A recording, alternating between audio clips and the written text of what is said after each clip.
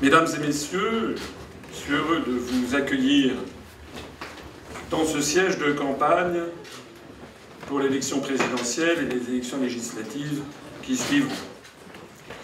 Le Conseil constitutionnel vient de livrer la nouvelle publication des parrainages validés par cette haute institution. J'ai obtenu à ce jour 524 parrainages validés et émanant de plus de 80 départements. Je suis donc en mesure d'annoncer officiellement que je suis candidat à la présidence de la République.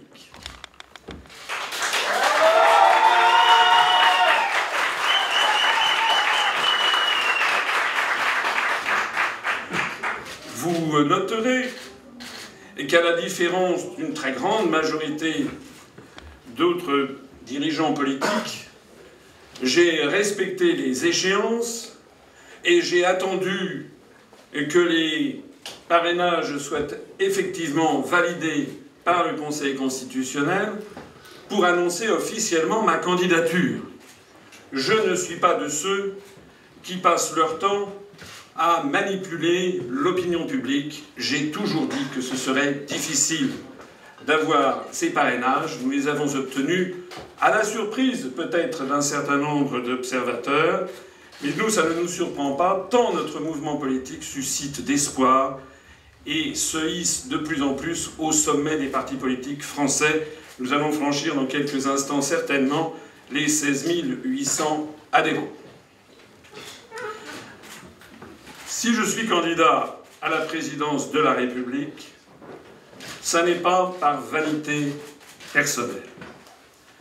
Cela fait 10 ans qu'en rupture avec la pensée dominante, en ayant le courage de remettre en question une carrière administrative et professionnelle toute tracée, en ayant le courage de renoncer à bien des avantages que pouvait obtenir à la fois mon cursus universitaire et mon expérience professionnelle, j'ai préféré me battre pour des convictions et, si vous me le permettez, me battre pour mon pays, c'est-à-dire pour la France.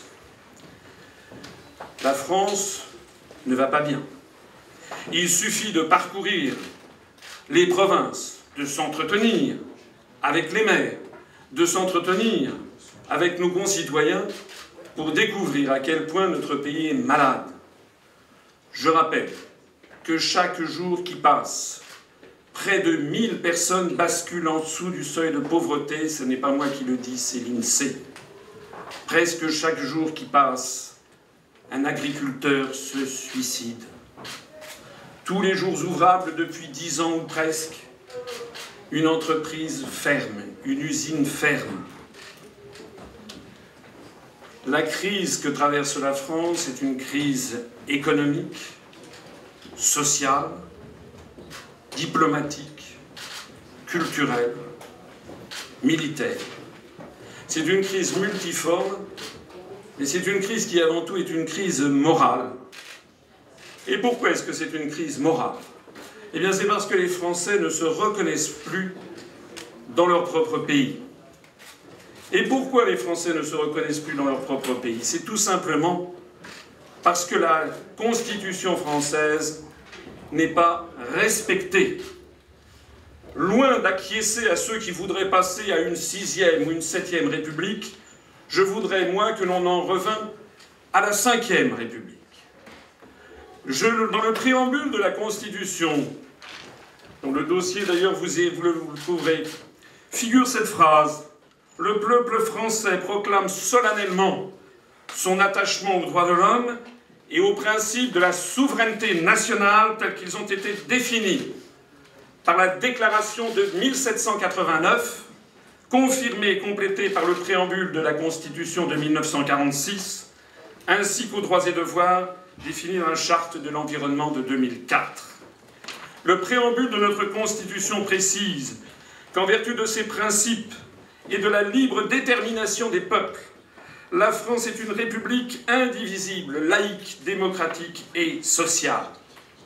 Le premier titre de notre Constitution porte ce beau nom de souveraineté, de la souveraineté, précise que la langue de la République est le français, que l'emblème national est le drapeau tricolore bleu, blanc, rouge. Il n'est pas le drapeau bleu aux 12 étoiles d'or.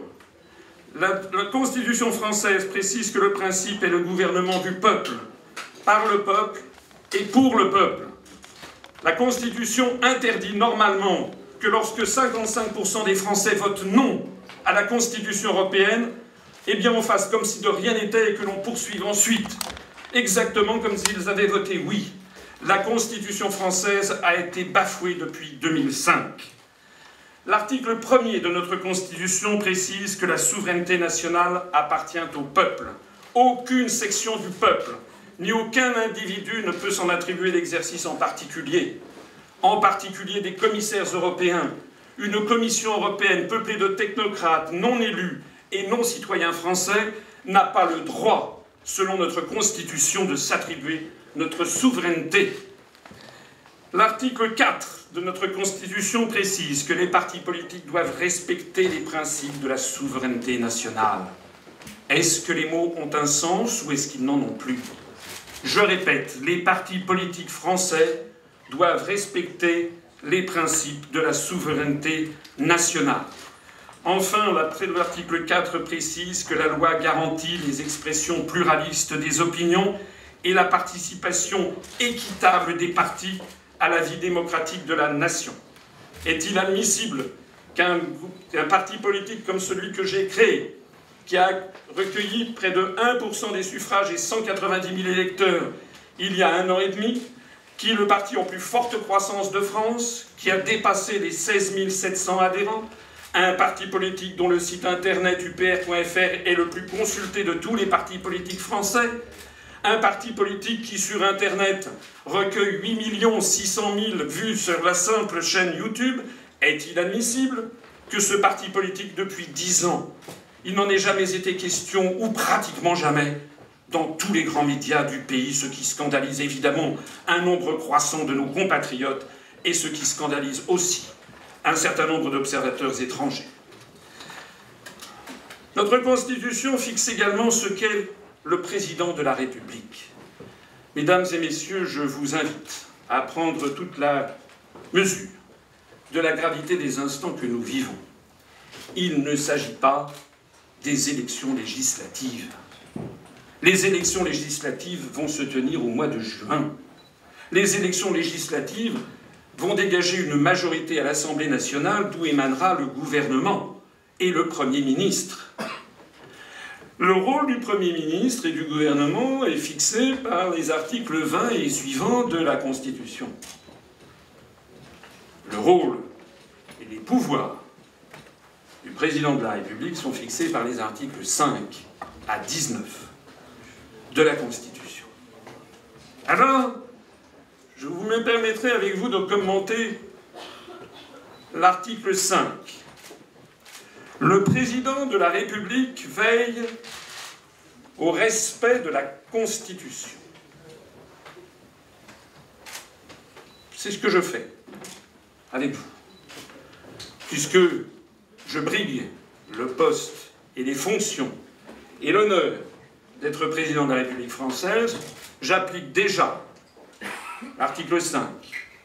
Je vais, au cours de cette campagne, rappeler que le rôle numéro 1 du président de la République est de veiller au respect de la Constitution. Article 5, phrase 2. Il assure, par son arbitrage, le fonctionnement régulier des pouvoirs publics ainsi que la continuité de l'État. Par son arbitrage. Rappelez-vous le discours de Charles de Gaulle du 16 juillet 1946 à Bayeux, qui avait posé les jalons et les bases de ce qu'allait être la Constitution de la Ve République. Le chef de l'État doit se situer au-dessus des partis politiques.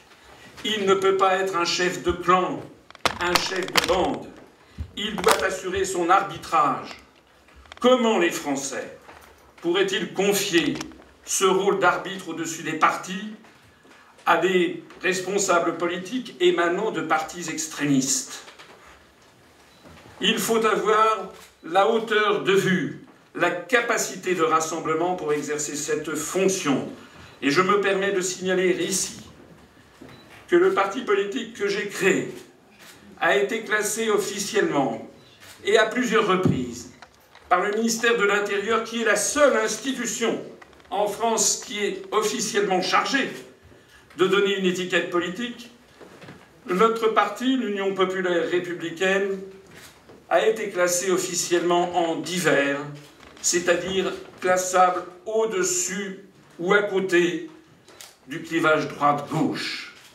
De fait, le programme que j'ai présenté et que je présenterai plus en détail mardi prochain, le programme que j'ai présenté depuis 10 ans est un programme de large rassemblement national inspiré du Conseil national de la Résistance. De fait, l'Union populaire républicaine est actuellement le seul parti politique français, et je mets au défi quiconque de me prouver le contraire, qui est capable de rassembler à lui des gens venus de tous les horizons, de toutes les catégories sociales, de toutes les opinions politiques ou religieuses, y compris des gens qui n'ont pas de religion. Nous avons à l'Union populaire républicaine des électeurs venus de tous les anciens partis politiques, ainsi que de nombreux Français dégoûtés par la politique et qui avaient décidé de choisir l'abstention. Enfin, la dernière phrase de l'article 5 de notre Constitution précise que le président de la République est le garant de l'indépendance nationale, de l'intégrité du territoire et du respect des traités. Comme le disait Charles de Gaulle à Alain Peyrefitte en 1965, avant la première élection au suffrage universel, il lui disait « Le vrai sujet de l'élection présidentielle, c'est l'indépendance de la France. À côté de celui-là, tout le reste est secondaire.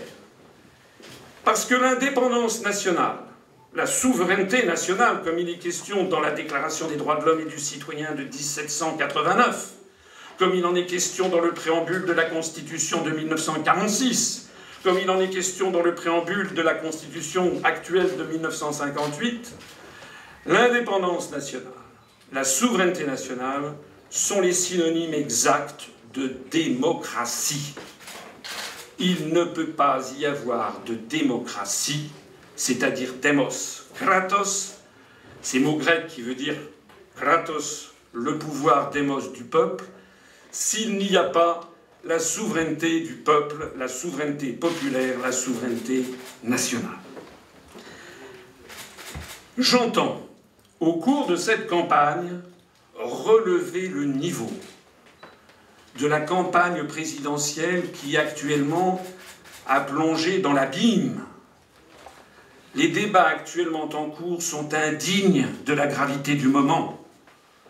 Ce sont des débats qui sont sordides, qui accaparent les Français d'un côté, et de l'autre côté, nous avons des responsables politiques qui présentent des programmes de Premier ministre. Que disent les autres candidats de l'indépendance nationale? Comment est-ce que les autres candidats qui se vautrent dans la soumission aux traités européens vont-ils assurer notre souveraineté nationale, notre indépendance nationale? Qui, à part moi, parle de l'intégrité du territoire, c'est-à-dire de l'unité nationale, c'est-à-dire de ces réformes territoriales dont l'objectif tacite est de donner de plus en plus de pouvoir aux régions, de moins en moins à l'État-nation, pour parvenir à la dislocation des grands États-nations à horizon de 10 ou 15 ans, comme d'ailleurs le processus est entamé aux Pays-Bas, en Belgique, en Espagne, au Royaume-Uni et même en France, puisque le président de la collectivité de Corse, M. Jean-Guy Talamone, a indiqué qu'il verrait de son vivant une Corse indépendante dans le cadre de l'Union européenne. Comment peut-on être candidat à la présidence de la République et proposer de désobéir aux traités européens, alors même que l'article 5 précise que le devoir numéro 1 du président de la République est d'être le garant du respect des traités. Ceux qui se permettent de promettre de désobéir aux traités européens, outre les problèmes considérables que cela poserait avec nos partenaires européens, se proposent tout simplement de piétiner la parole de la France au niveau international et aussi de piétiner la Constitution française, puisque l'article 5 fait obligation au président de la République de veiller justement au respect de la Constitution. Alors, puisqu'il est question d'indépendance nationale et de garant de l'indépendance nationale, et qu'aucun candidat par mois ne focalise la campagne sur cette question, puisque les autres candidats sautent déjà à l'étape suivante, c'est-à-dire à la campagne législative, présentent des programmes certes intéressants en matière économique, sociale, environnementale, la santé, l'éducation, mais ça, ce sont des programmes de gouvernement, dont d'ailleurs ils ne sont pas sûrs de pouvoir les appliquer, puisqu'encore faudrait-il qu'ils aient ensuite une majorité à l'Assemblée nationale en juin. Le plus grave dans toutes ces opérations, c'est que les autres candidats, en fait, proposent un programme de Premier ministre et ne proposent pas un programme de chef de l'État. Le plus grave, c'est qu'ils font des propositions et des projets qui méconnaissent tout simplement les contraintes européennes. Mesdames et messieurs, vous trouverez dans votre dossier un rapport daté du 18 mai 2016, rapport 330 COM 2016 de la Commission européenne, qui fixe ce que doivent être les grandes orientations de politique économique de la France pour les années 2016 et 2017. Nous allons beaucoup communiquer sur ce rapport qui a été pris en vertu de l'article 121 du traité sur le fonctionnement de l'Union européenne. Oui, il est vrai, je reconnais que j'ai une particularité, c'est que je connais mes dossiers et je sais de quoi je parle. Je ne suis pas là pour faire un spectacle de music-hall ou pour lancer à la volée des slogans marketing. Je suis là pour rappeler ce que sont les règles de droit. Je suis là pour expliquer aux Français comment, s'ils ont la faiblesse de voter pour un candidat du système, comment ils seront contraints dans quelques semaines et quelques mois de constater « Caramba, encore raté, encore une fois, nous avons élu un chef de l'État qui se moque de nous ». Vous trouverez dans ce rapport sur les grandes orientations de politique économique les contraintes que le gouvernement français devra appliquer si nous restons dans l'Union européenne. Vous découvrirez notamment qu'il est demandé à la France de poursuivre la politique de rigueur que nous poursuivons depuis 25 ans avec les brillants résultats que vous voyez. Vous découvrirez qu'il est demandé à la France de continuer à tailler en pièces nos acquis sociaux, notamment de dévaloriser, voire de supprimer le SMIC. Vous découvrirez qu'il est demandé également de diminuer les prestations de chômage, voire même de les supprimer. Vous découvrirez qu'il est question d'avoir tout simplement des contrats à durée indéterminée qui seraient tellement amoindris que vous pourriez être chassé de votre employeur du jour au lendemain. Vous découvrirez qu'il est demandé à la France de tailler en pièces toutes les protections des professions réglementées. Je m'adresse ici notamment à toutes ces professions réglementées, les avocats, les notaires, les médecins, les chirurgiens, les pharmaciens, les artisans taxis, les experts comptables, les commissaires aux comptes, j'en passe. Toutes ces professions sont en fait condamnées à une mise en concurrence frontale dans les années qui viennent, à la demande de Bruxelles, dans ce qu'il est convenu d'appeler maintenant l'ubérisation de la société française. J'en profite au passage pour rappeler que les lois prétendues El Khomri ou Macron ne sont en fait que l'application servile des demandes de ce rapport sur les grandes orientations de politique et économie prises en vertu de l'article 121, qui est l'un des grands secrets que personne en France ne veut expliquer aux Français. Dans notre Constitution,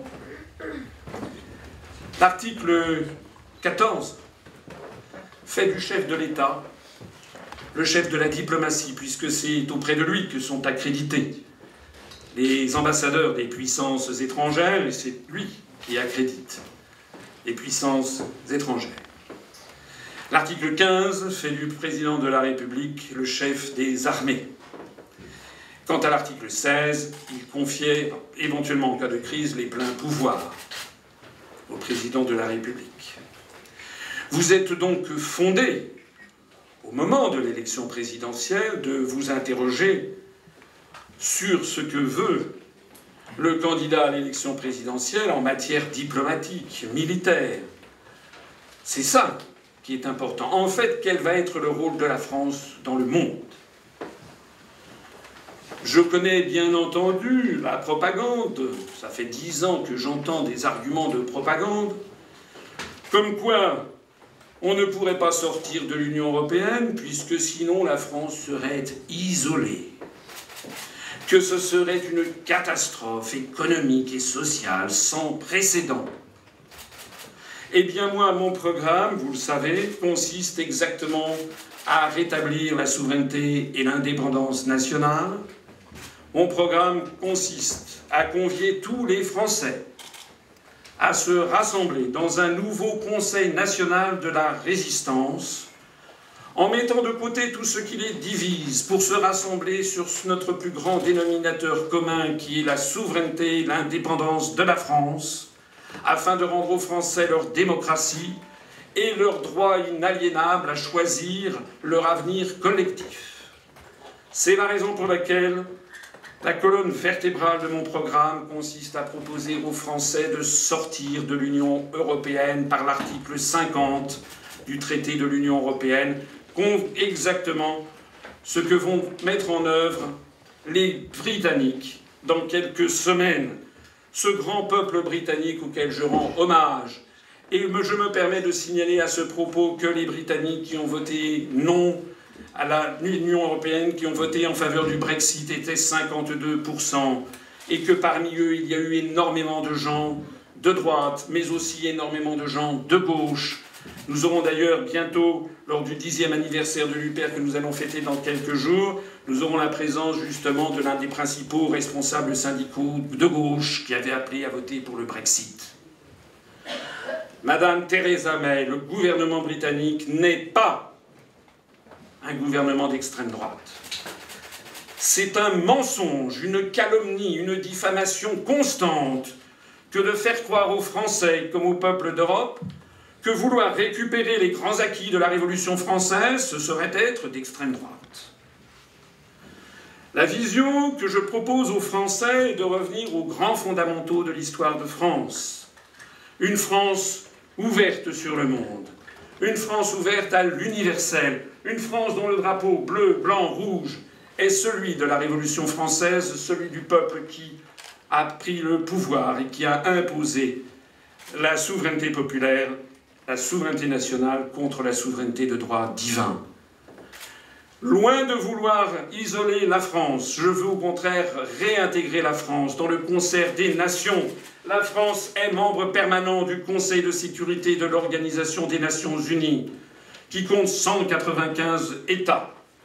Lorsque la France sera sortie de l'Union européenne, de l'euro et de l'OTAN, nous aurons dénoncé juridiquement 3 traités. Le traité sur l'Union européenne, le traité sur le fonctionnement de l'Union européenne et le traité de l'Atlantique Nord du 4 avril 1949. Je rappelle, j'informe, que la France est liée au reste du monde par quelque chose comme 6686 traités, bilatéraux ou multilatéraux. Sortie de l'Union européenne, la France restera évidemment membre de l'Organisation des Nations Unies, restera évidemment membre du Fonds monétaire international, de la Banque mondiale, de l'Agence internationale pour l'énergie atomique, de l'Organisation mondiale de la santé, de l'UNESCO, de l'Organisation mondiale du commerce, d'Interpol, du traité sur le droit de la mer, du traité sur l'espace extra-atmosphérique, du traité de l'Antarctique, de dizaines et de dizaines d'organisations internationales. La France restera liée au reste du monde par de très nombreux traités bilatéraux. Je comptais qu'il y a à peu près quelque chose comme 343 traités bilatéraux qui lient la France à la seule République fédérale d'Allemagne, qui fixent nos relations amicales, avec la délimitation des frontières, avec les échanges diplomatiques et consulaires, la coopération industrielle, les échanges d'étudiants, les prêts d'œuvres d'art, les mariages binationaux, les problèmes familiaux, etc., etc., etc. En bref, vouloir faire croire que faire sortir la France de l'Union européenne, de l'euro et de l'OTAN serait vouloir la faire entrer au Carmel, ou vouloir la transformer en une Corée du Nord, est tout simplement une ineptie. Il suffit d'ailleurs de regarder nos voisins suisses, qui ne sont ni dans l'Union européenne, ni dans l'euro, ni dans l'OTAN. La Suisse, qui est le pays du monde qui accueille le plus de conférences internationales, la Suisse, qui est classée par l'indice du développement humain du Programme des Nations Unies pour le développement au sommet mondial, à égalité d'ailleurs avec la Norvège et l'Islande, qui sont les deux autres pays d'Europe occidentale qui ont justement refusé d'entrer dans cette prison des peuples, qui est devenue l'Union européenne à 28, dont tout le monde sait, même nous responsables, qu'elle est absolument ingérable et que nous sommes dans une impasse historique. Ça n'est pas moi, c'est le président de la République qui, voici quelques jours encore, se réunissait pour la 2587e fois depuis 1957 pour définir une autre Europe mythique. Je rappelle que pour changer d'Europe, il faut l'unanimité des États membres. Il faut donc avoir l'unanimité de 28 gouvernements qui négocient, qui vont négocier pendant des années pour avoir un nouveau traité. Je rappelle par exemple que la Convention sur l'avenir de l'Europe présidée par M. Giscard d'Estaing avait duré plusieurs années et que la montagne évidemment avait accouché d'une souris, tant les contradictions, tant la divergence des intérêts nationaux légitimes de chacun a interdit en fait toute modification substantielle. Je rappelle que même une fois que 28 gouvernements seraient tombés d'accord, encore faudrait-il avoir l'accord des 28 peuples qui se manifestent pour la ratification des traités, soit par un vote au Parlement, soit par un référendum. Je précise donc que pour changer les traités européens, il faut tout simplement avoir l'accord unanime de 56 entités. Autant dire qu'il est absolument impossible de changer les traités de façon substantielle, et je voudrais ici lancer un appel aux journalistes. Lorsque vous voyez un candidat qui vous propose de renégocier les traités, ou de changer d'Europe, puisque de plus en plus, un certain nombre de candidats vont dans cette direction, posez-leur une question toute simple. Au fait, pourquoi l'Europe est-elle comme elle est? Si l'Europe est comme elle est, ça n'est pas par inadvertance. Ça n'est pas parce que pendant 60 ans, les diplomates français ont dormi du sommeil du juste pendant que certains préparaient les traités.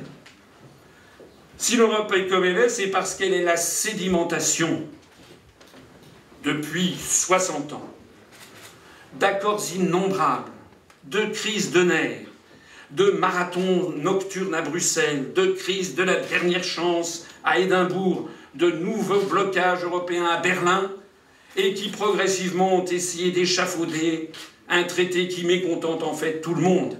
Et ceux qui vous proposent de changer d'Europe vous proposent benoîtement de dire « Eh bien, tout ce qui s'est passé depuis 60 ans, nous allons le remettre par terre et nous allons imposer aux autres un traité qui va favoriser les intérêts de la France. » C'est évidemment une plaisanterie, mais une plaisanterie saumâtre, puisque cela revient en fait à repousser encore et toujours le moment décisif où il faudra tirer les conclusions de cette aventure. Et je rappelle, comme je le disais tout à l'heure, que chaque jour qui passe, 1000 personnes en France basculent en dessous du seuil de pauvreté. Avant de conclure,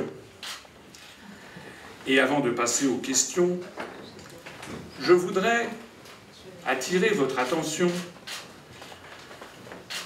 sur le fait que nous devons maintenant choisir un chef de l'État, et non pas un Premier ministre, ni une majorité. Ça sera en juin, pour les élections législatives. Et j'en profite d'ailleurs pour dire que l'Union populaire républicaine présentera des candidats dans les 577 circonscriptions. Et puisqu'il s'agit de choisir un chef de l'État, eh bien, vous me permettrez de tirer les enseignements de l'histoire de France, ainsi que les obligations fixées par notre Constitution, pour préciser ce que sont, à mon avis, les 15 caractéristiques essentielles que doit remplir un chef de l'État pour convenir au peuple français. Vous trouverez d'ailleurs dans votre dossier la liste de ces 15 caractéristiques selon moi. La première, c'est qu'il doit aimer la France et se fixer pour premier objectif d'en assurer la survie et le rayonnement. Quel est le projet pour la France ? Au-delà des questions concernant l'embauche de quelques catégories supplémentaires de policiers ou de médecins, tout en disant les mêmes qui vous disent ça, vous disent par ailleurs qu'ils vont supprimer 100 000, 150 000 emplois de fonctionnaires. Ça, ce sont des sujets de nature gouvernementale, mais quel est le projet pour la France ? Quelle est la vision qu'ils ont de la France à horizon de 20 ans, de 50 ans, de 100 ans ? Quelle est la vision de la France qu'ils entendent livrer, transmettre à nos enfants, à nos petits-enfants, à nos arrière-petits-enfants ? La deuxième caractéristique d'un bon chef d'État pour les Français, c'est qu'il doit préserver la liberté et l'indépendance de la France face à tous les empires. Je l'ai déjà dit, je le redis. Au-delà de De Gaulle, qui s'inscrivait dans toute une série historique, je rappelle que Hugues Capet, lorsqu'il est monté sur le trône de France en 987 à la faveur d'une révolution de palais, avait été préféré au dernier des Carolingiens, donc avait instauré la nouvelle dynastie des Capétiens, parce que il avait justement refusé d'être le vassal de Othon III, de l'empereur du Saint-Empire romain germanique, parce que les seigneurs du royaume de France refusaient que la France fût assujettie à un empire étranger. La caractéristique numéro 3 d'un chef de l'État, c'est qu'il doit maintenir l'unité nationale. Je l'ai dit, ça figure d'ailleurs dans l'article 5 de la Constitution. Quel est le projet des autres candidats sur cette question essentielle qui va bientôt devenir au premier plan au cours du quinquennat qui arrive ? La caractéristique numéro 4 d'un bon chef d'État, c'est qu'il ne doit pas être partisan, il doit être l'arbitre. Et quand je dis ça, ça n'est pas seulement la Constitution. Je rappelle comment Henri IV est devenu l'un des rois de France les plus populaires parce que justement il a su transcender les problèmes religieux de son époque, les guerres de religion, et qu'il a su rassembler les Français et pacifier le pays. Un bon chef d'État en France doit rassembler tous les Français en dehors des clivages politiques, religieux ou ethniques. Un bon chef d'État ne doit jamais, jamais semer la discorde entre les Français. Jamais la discorde en fonction de critères religieux ou de critères ethniques ou de critères sociaux. Son rôle numéro 1 est de rassembler le peuple français. Le point numéro 5 d'un bon chef d'État, c'est qu'il doit protéger le peuple contre les féodalités de son époque. Pourquoi Louis IX a-t-il été canonisé à la demande du peuple français ? parce que Louis IX rendait la justice sous son chêne. Mais qu'est-ce que ça veut dire? Ça veut dire tout simplement qu'au milieu du XIIIe siècle, il faisait venir, c'est son mémorialiste Joinville qui le raconte, il faisait venir un grand seigneur et puis un pauvre paysan. Et le cas échéant, il donnait raison aux paysans contre le grand seigneur, ce qui était une innovation incroyable au XIIIe siècle.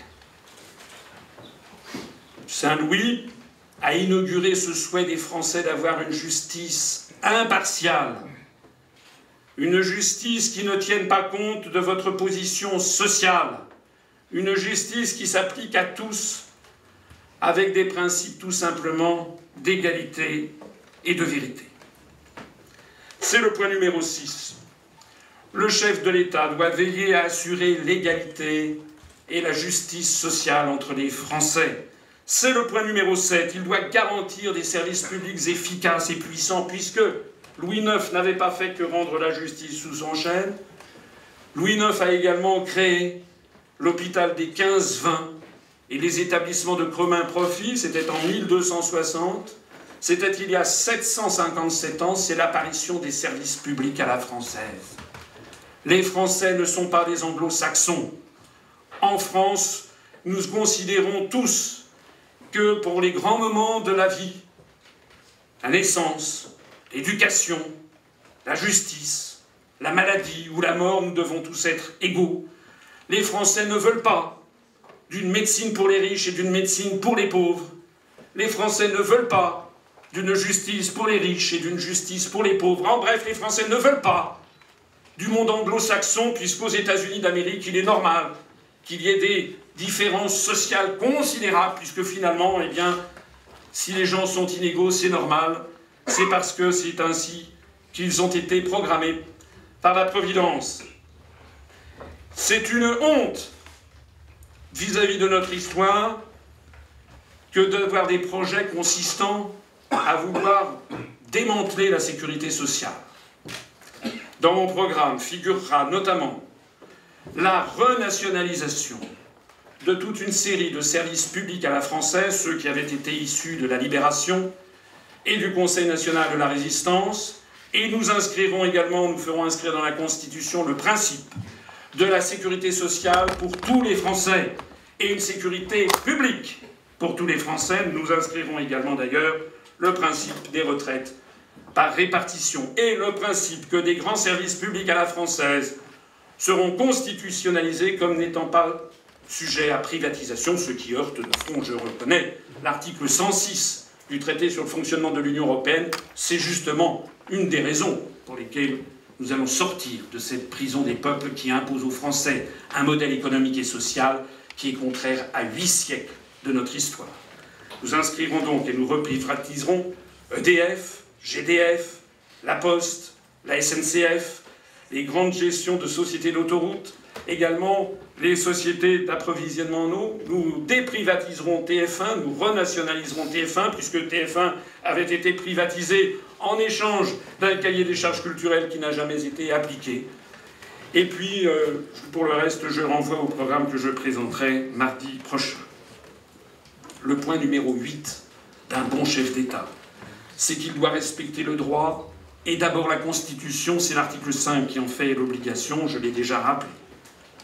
Le point numéro 9, c'est qu'il doit respecter la souveraineté du peuple auquel il demande de trancher en dernier ressort. C'est la raison pour laquelle, dans le programme que je présente, dans le programme présidentiel, j'ai prévu de proposer aux Français l'instauration du référendum d'initiative populaire.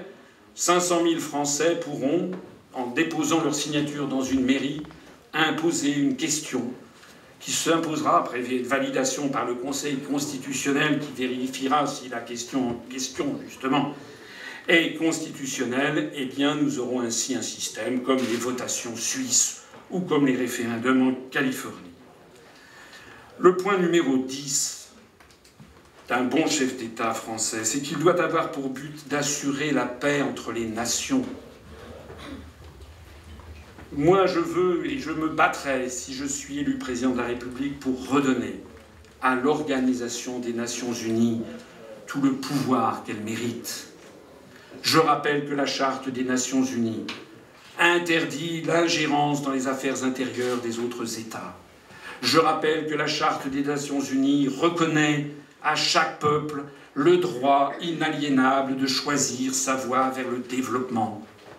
Je rappelle que les Nations Unies interdisent de se faire justice soi-même et que la Charte prévoit des règlements des différends pacifiques par des tribunaux internationaux ou par la Cour internationale de justice.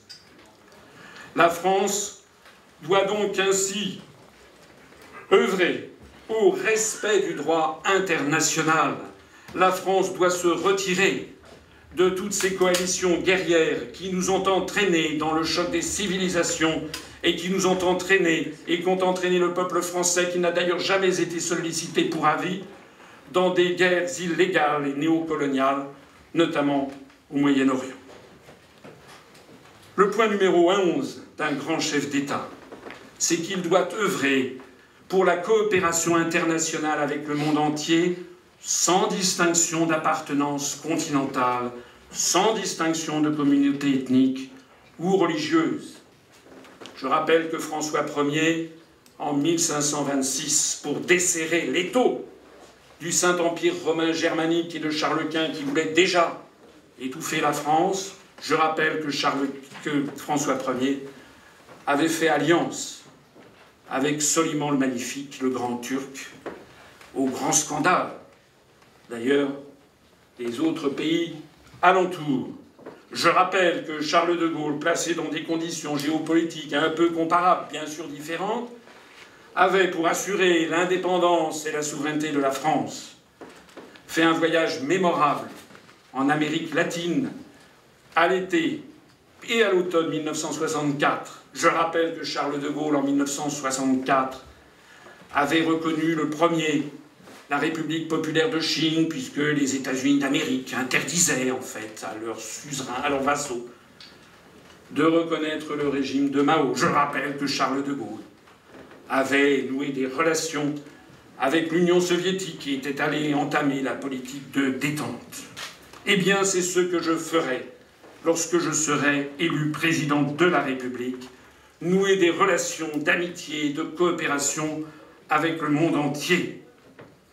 Et en particulier avec les pays de la francophonie. C'est la raison pour laquelle le drapeau bleu, blanc, rouge, ici présent, est flanqué du drapeau de l'Organisation des Nations Unies, puisque nous inscrivons notre devoir dans le cadre de l'Organisation des Nations Unies, mais nous avons aussi des affinités avec tous les pays qui ont en commun la langue française. Nous allons donc renouer des relations beaucoup plus étroites avec les pays francophones, à commencer par les pays d'Afrique, les pays du Maghreb, Haïti, le Liban, la Syrie, également les pays de l'ancienne Indochine française, le Vietnam, le Cambodge, le Laos, parce que la France doit défendre avec ces pays la langue française.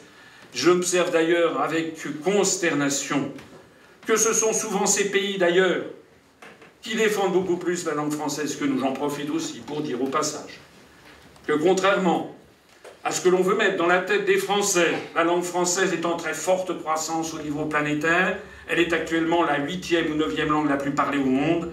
Elle sera en 2060, d'après les statistiques de l'Organisation internationale de la francophonie, la 3e langue la plus parlée au monde. Il y avait 190 millions de francophones en l'an 2000. Il y en a 240 millions en 2015. Il y en aura peut-être 600 millions en 2060. Et pourquoi? Parce que ça sera une langue qui sera à 90% une langue africaine, et parce que dans tous les pays d'Afrique ou du Maghreb francophone, de plus en plus de jeunes basculant sur Internet, eh bien, apprennent le français parce que sur Internet, sur Google, sur Yahoo, sur Facebook, sur eBay, sur tous les grands moteurs de recherche, la langue française est déjà la 3e ou 4e langue. Nos liens hérités de l'histoire, magnifiés par les échanges commerciaux, économiques, migratoires, par les liens de famille que nous avons avec les pays du Maghreb, avec les pays d'Afrique, eh bien c'est un trésor pour le XXIe siècle sur lequel la France doit reposer. Non pas dans je ne sais quelle France-Afrique ou dans je ne sais quelle vision néocoloniale, mais dans une vision d'amitié et de coopération du XXIe siècle. Le point numéro 12, c'est bientôt terminé. Le point numéro 12 d'un bon chef d'État, c'est qu'il doit être désintéressé financièrement. J'ai passé 50 ans et je n'ai pas de Rolex. Je suis actuellement en disponibilité pour convenance personnelle. J'ai un cursus universitaire et professionnel qui, si j'avais été intéressé par l'argent, m'aurait amené à aller pantoufler dans des grands établissements financiers où je gagnerais des fortunes. Si j'ai fait ce que j'ai fait, c'est par la conviction que nous devons collectivement sauver notre pays du désastre. Le point numéro 13 d'un bon chef d'État, c'est qu'il doit avoir du courage. Il doit avoir du courage au point de savoir s'opposer, si nécessaire, au plus puissant du moment pour défendre les Français, à toutes les oligarchies financières ou industrielles qui veulent capter le pouvoir, notamment par des traités scandaleux comme le TAFTA, à toutes également tous les chefs d'État. Il s'agit d'entretenir des bonnes relations, mais il s'agit toujours de défendre l'intérêt national, parce que tout simplement, si le chef d'État, si le président de la République française ne défend pas l'intérêt des Français, personne ne le fera à sa place. Le point numéro 14, c'est qu'un bon chef d'État doit posséder de l'expérience, doit avoir de l'érudition. Il n'y a pas de bon chef d'État qui ne soit un expert de l'histoire de son propre pays. L'avez-vous remarqué? Un bon chef d'État doit avoir de l'envergure, doit avoir de la carrure. Pour ce qui me concerne, j'ai été pendant 4 années de ma vie dans des cabinets ministériels, après le ministre du Commerce extérieur, sous la cohabitation de 1993 à 1995. Et puis ensuite, j'ai été notamment auprès du ministre des Affaires étrangères de 1995 à 1997. J'ai accompagné François Mitterrand en Corée et au Kazakhstan. En Corée, il s'agissait notamment de vendre le TGV entre Séoul et Busan. Et quand je dis j'ai accompagné, je participais à une petite délégation de quelques personnes et j'avais participé à la rédaction des éléments en matière économique et commerciale. J'ai accompagné Édouard Balladur en Arabie Saoudite. J'ai accompagné Jacques Chirac au Japon, en Chine. Nous avons été reçus par le président Jiang Zemin à l'époque, à la cité interdite à Chiang Mai. J'ai accompagné Jacques Chirac en Thaïlande, en Malaisie, à Singapour, au Brésil, en Argentine, en Uruguay, au Paraguay, en Bolivie. J'ai représenté la France à une canonisation en 2006 au Vatican. J'ai serré la main de Jean-Paul II. J'ai déjeuné avec Nelson Mandela. J'ai rencontré des quantités de chefs d'État ou de gouvernement, pas moi bien sûr. J'étais conseiller, mais un des conseillers parmi 2 ou 3 autres personnes. Posez-vous la question de savoir, parmi les candidats qui se présentent à vous, qui a autant d'expérience professionnelle? Qui, comme moi, est allé dans 85 pays du monde? Qui, comme moi, a vécu à l'étranger? Qui, comme moi, a passé 1 an et demi au Japon? Qui, comme moi, sait un peu parler le japonais? Quel candidat à la présidence de la République? Parce que nous sommes au 3e millénaire, il faut quand même avoir un chef d'État qui connaisse les grandes civilisations du monde, qui sache que l'on ne parle pas avec des Saoudiens comme avec des Russes, que l'on ne parle pas avec des Japonais comme avec des Boliviens, que l'on ne négocie pas avec des Allemands comme avec des Thaïlandais. Il faut de l'expérience et de la carrure. Enfin, c'est le point numéro 15 et le dernier. Un bon chef d'État doit se comporter dignement. Il doit susciter le respect, non pas par des lois ou des choses coercitives. Il doit susciter spontanément le respect, parce que c'est quelqu'un qui fait preuve d'une certaine abnégation personnelle. Pour défendre son pays, il doit susciter le respect en France et dans le monde. Je terminerai ici cette déclaration de candidature en rappelant un magnifique proverbe chinois que j'aime bien et qui dit « C'est lorsqu'un pays est en proie au chaos qu'apparaît un responsable intègre. » Je vous remercie de votre attention.